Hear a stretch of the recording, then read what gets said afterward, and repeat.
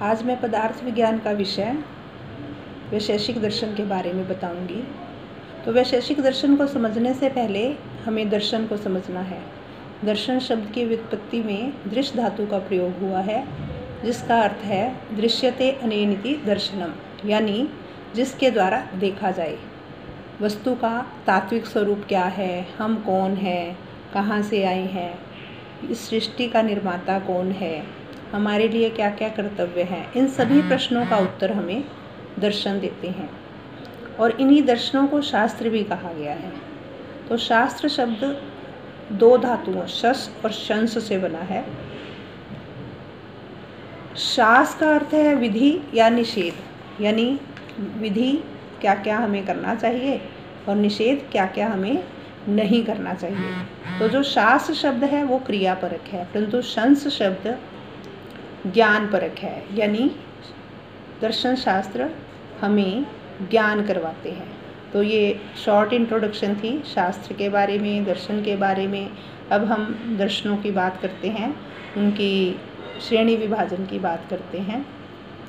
तो जो दर्शन है वो दो भागों में बांटे गए हैं, आस्तिक और नास्तिक।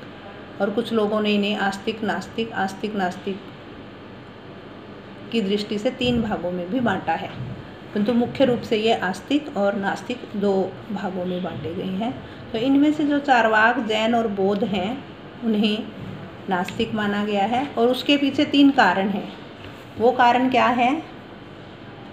ईश्वर नहीं है ऐसी बुद्धि है उनकी, परलोक को वो नहीं मानते, और वेदों के विरुद्ध उनकी विचारधारा है, इसीलिए उन्हें नास्तिक दर्शन कहा गया है।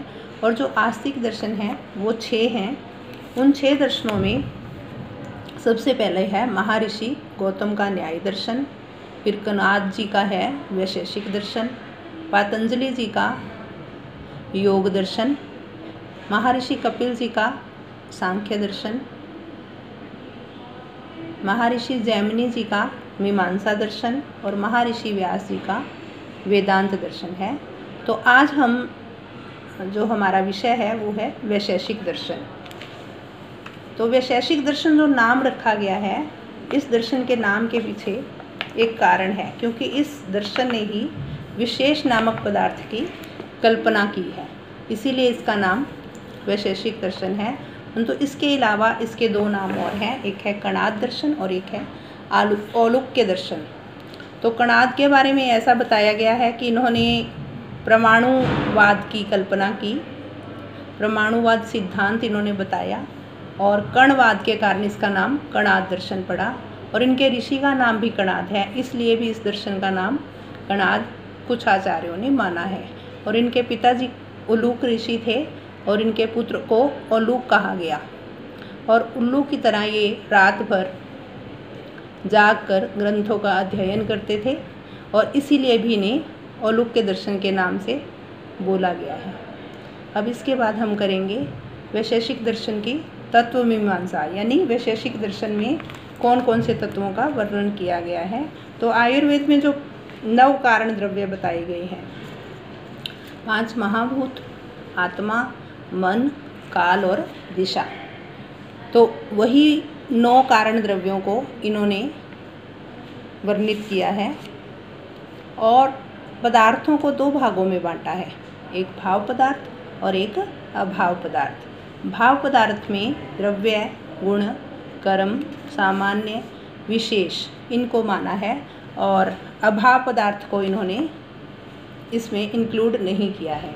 तो यानी षड पदार्थ, और उसमें भी विशेष रूप से विशेष नामक पदार्थ की कल्पना की है, इसीलिए इसको वैशेषिक दर्शन के नाम से बोला गया। और इनके जो व्याख्याकार हैं वो हैं प्रशस्तपाद।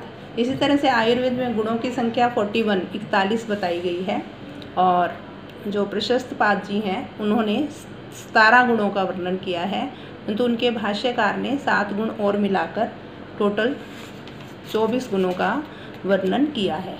तो यानी विद्यार्थियों ने जब एग्ज़ाम में परफॉर्म करना होता है तो उस समय जो 9 कारण द्रव्य हैं उनका थोड़ा थोड़ा वर्णन हम लोग कर सकते हैं।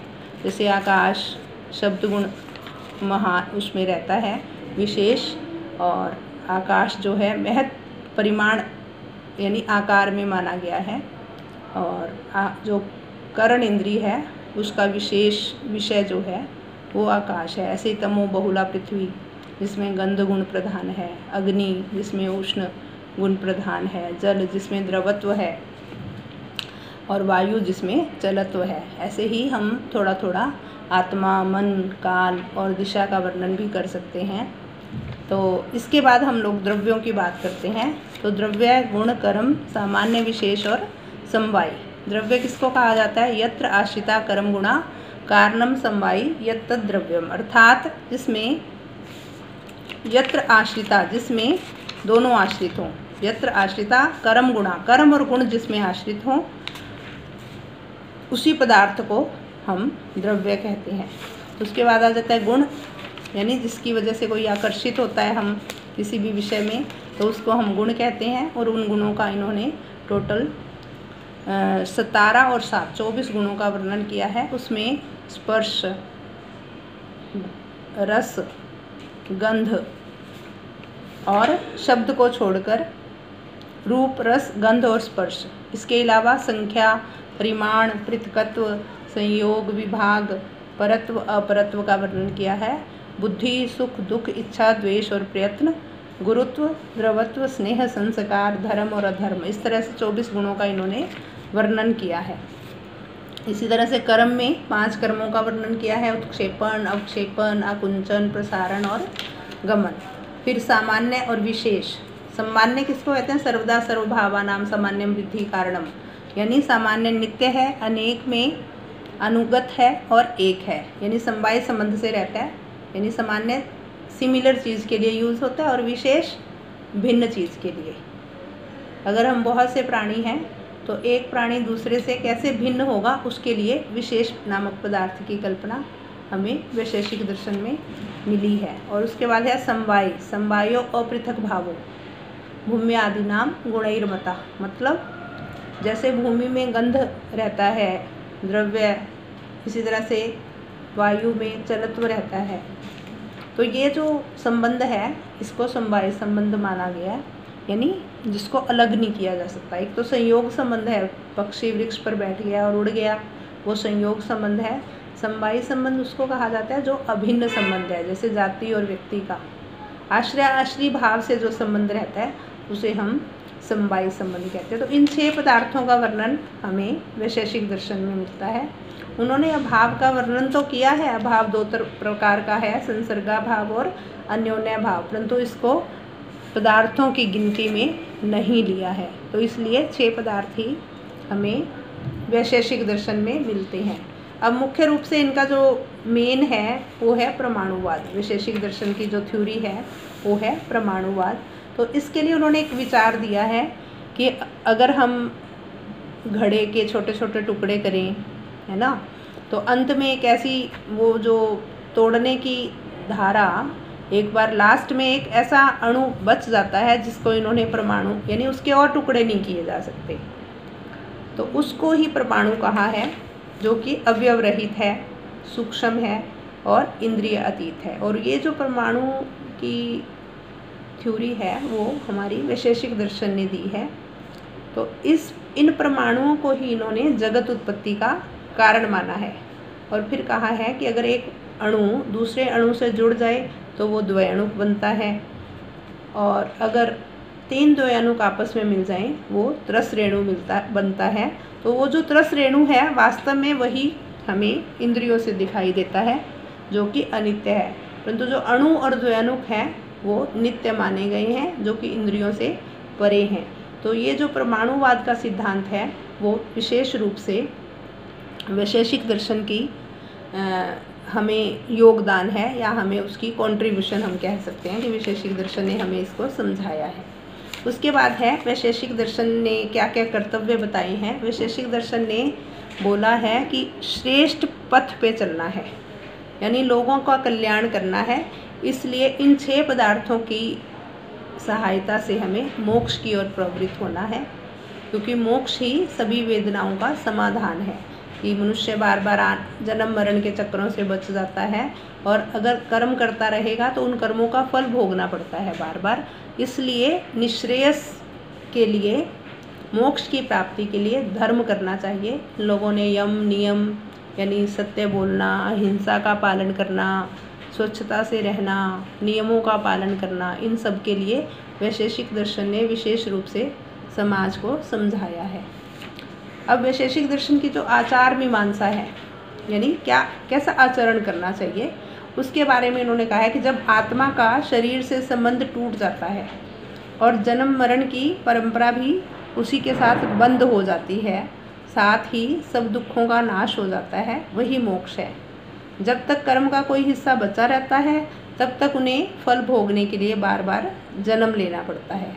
जब संचित कर्म या प्रारब्ध कर्म का फल समाप्त हो जाता है, नए कर्मों की उत्पत्ति नहीं होती, तब पुनर्जन्म नहीं होता। आत्मा दुखों से सदा के लिए छुटकारा पा लेती है। यानी मोक्ष प्राप्ति के लिए उन्होंने बोला कि तत्व ज्ञान होना ज़रूरी है।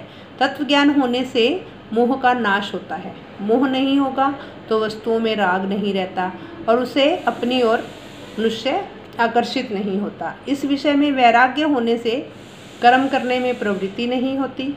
आसक्ति ही प्रवृत्ति का कारण है। जब आसक्ति नहीं होती तो प्रवृत्ति भी बंद हो जाती है। तो शरीर, मन और वचन, इनसे मनुष्य को कर्म नहीं करने चाहिए और विपाक होने से धीरे धीरे पूर्व कर्म का भी नाश हो जाता है। तो शरीर के नष्ट होने पर जीव को पुनः नए जन्म लेने की आवश्यकता नहीं होती। तो वैशेषिकों का ये मोक्ष का जो सिद्धांत है, ये आयुर्वेद में भी हमें दिखाई देता है।